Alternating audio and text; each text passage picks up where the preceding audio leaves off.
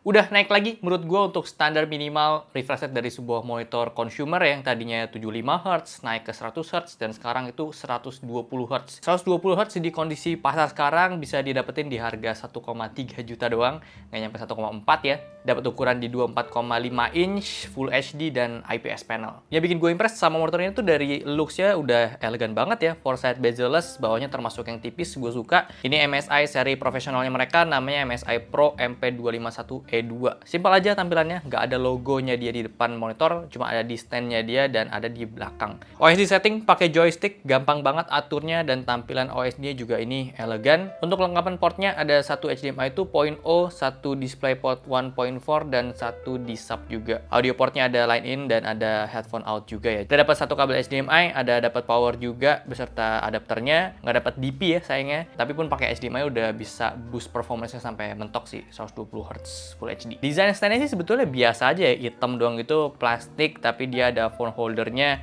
dan ada kabel manajemen juga di belakang, belum full ergonomic tapi bisa tilt aja. Kalau kalian mau upgrade bisa ke stand yang adjustable pakai VESA yang di belakang dia 100x100 mm. Ada satu fitur baru sih yang gue temuin di monitornya MSI ini, namanya IQ. Kita bisa temuin di OSD settingnya dia. Fungsinya itu untuk ngetes apakah mata kita udah cukup lelah atau belum pakai monitor. Cara ngetesnya tuh dia ada dua pattern gitu, kotak-kotak sama kayak bentuk jam. Kalau dari salah satu pattern itu kita ngelihatnya udah nggak lurus atau nggak presisi, berarti ya tanda mata kita udah capek dan suruh istirahat 20 menit. Dan satu tes lagi untuk kasih tahu posisi duduk kita tuh udah bener apa belum, jarak pandang kita tuh udah pas atau belum ya ke monitornya. Jadi mata kita tuh harus level sama icon mata yang ada di monitornya. Ini untuk tampilan panel monitornya. So far kebutuhan kerjaan gue nih 80% sekarang di Notion ya. Sisanya tuh browsing di internet untuk kebutuhan konten. Dan paling ada kebutuhan untuk preview video setelah editing sebelum kita rilis ke sosial media sih ya. Nah untuk kebutuhan tersebut soal refresh rate sih gue nggak ada masalah ya. 120 Hz itu emang tentu lebih enak dibanding 100 Hz karena untuk perpindahan antar window tuh lebih enak dan scrolling juga lebih smooth. Udah jarang banget gue main game FPS kompetitif di PC ini, paling untuk kebutuhan shooting konten aja kayak lagi ngetes mouse atau segala macam ya. Tapi biasanya tuh main ada di PC satu lagi. Tapi ya makanya monitor 120 Hz ya, at least itu ngebantu lah dibanding kalau misalnya gue lagi ngetes game pakai motor 60 Hz. Tapi hal yang gue notice memang ya karena ini monitor bukan spesifik untuk gaming kompetitif, jadi ada minus di motion blur sih gue ngerasanya, walaupun mereka udah klaim 1 millisecond pakai MPRT, tapi by default itu tetap kerasa sih ya motion blurnya. Sekalipun gue udah coba setting response time yang di OSD itu ke fastest. MSI ini emang taruh klaimnya itu 1 millisecond response time ketika kita aktifin MPRT, tapi gue nggak menyarankan untuk kita pakai ini secara terus-terusan kalau misalnya lagi nggak main game FPS yang cepat pergerakannya ya. Kalau kerja ya nggak usah dinyalain MPRT-nya, karena gue ngerasa ini bikin mata kita jadi lebih cepet capeknya ketika pakai lama-lama. Karena kalau gue lihat di kamera dia tuh jadi ada efek flicker ketika nyalain MPRT dibandingin sama nggak pakai MPRT.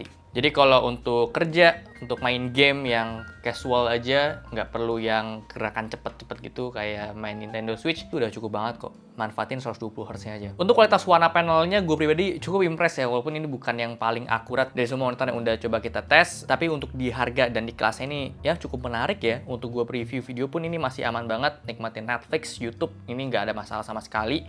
Gamut yang gue temuin sih di sini ada di 93% sRGB dengan klaimnya dia tuh di 99% sRGB. Artinya ada selisih lebih dari 5% dari klaimnya mereka ya. Agak sayang aja sih, tapi untungnya masih 90%-an lah. Yang jelas gue nggak terlalu rekomendasiin ini untuk kebutuhan percetakan karena cuma di 66% doang ya Adobe RGB-nya. Jadi ini cocoknya untuk konten digital sih ya. Ada beberapa preset warna juga yang udah mereka sediain dan gue tes ini ada di 3 preset berbeda.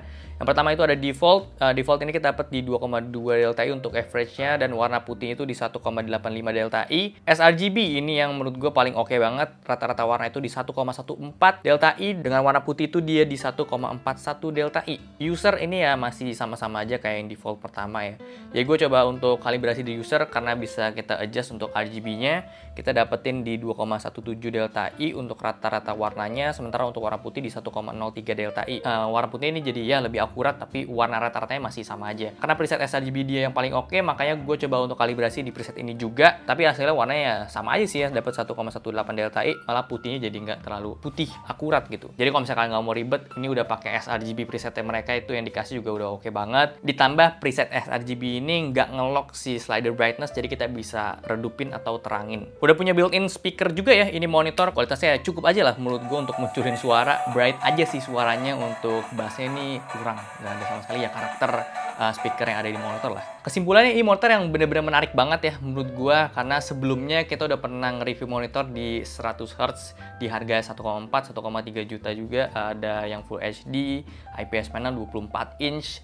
Jadi ini bisa dibilang lebih budget tapi punya refresh rate lebih tinggi, warnanya pun ini udah cukup oke. Dan yang menarik perhatian gue juga, dia udah 4-side bezel-less, monitor budget tapi dia mikirin desainnya juga gitu ya. Jadi kalau nggak pakai stand ini kelihatan lebih clean aja gitu dibanding ada monitor yang pakai bezel bawah. Nah ini bisa jadi solusi buat kalian yang punya laptop gaming budget. Biasanya yang dikorbanin itu adalah kualitas warna dari si layar laptopnya.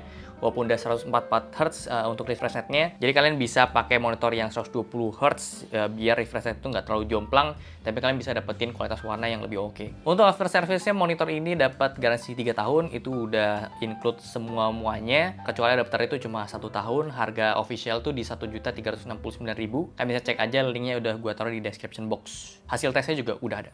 So segitu aja untuk video kali ini. Thank you banget udah nonton. Kalau suka boleh like, share, dan subscribe. Gue sampai jumpa di video selanjutnya. Terima kasih.